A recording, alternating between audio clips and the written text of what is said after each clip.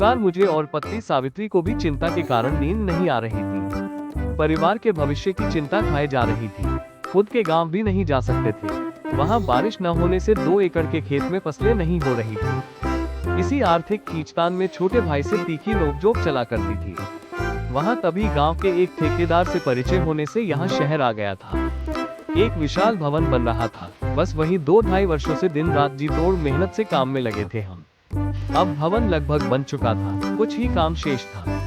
मगर कल भवन मालिक की पत्नी ने आकर ऐसी टिप्पणी की कि मन उदास और चिंतित हो गया था। वे कह रही थी कि भवन तो सुंदर है मगर बाजू से ये झोपड़ी तो हटाओ किशन की, सब शो खराब होता है भवन का। सावित्री बोली, जब तक तुमसे काम था सेठ जी खूब प्यार से बातें करते रहे, बच्चों के लिए मिठाइयाँ वगैरह लाया करते। अब कहते हैं कि झोपड़ी के कारण भवन का शो खराब हो रहा है। चिंता मत करो, अब एकदम तो कहीं काम मिलेगा नहीं। ज्यादा कुछ मत सोचो, गांव ही चले चलेंगे। मैंने कहा, वहाँ कौन सा काम मिलना है, ऊपर से भाई से रोज झगड़े होंगे वो अलग।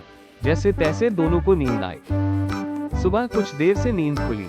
बाहर बैठकर मैं सुंदर भवन की ओर देख रहा था, मगर अब वो पराया सा लग रहा था। तभी कहीं से आवाज आए, किशन भैया, किशन भैया। मैंने सड़क पर खड़ी एक मेटाडो की ओर देखा। उसमें से छोटा भाई जगदीश उतरकर आया और गले लग गया। उसने बताया, अब खेत में बढ़िया मिर्च पैदा हो रही है। मुझे अपने गांव के ही एक परिचित ने मिर्च की कम पानी वाली उन्नत किस्म बताई थी। मैंने वही लगाई और पिछले साल भी बम्पर फसल हुई। मैं मंडी जा रहा हूँ मिर्च लेकर। सावित्री भी बाहर आ खड़ी हुई। उसने कहा कि सेठानी झोपड़ी तुरंत हटाने को कह रही है।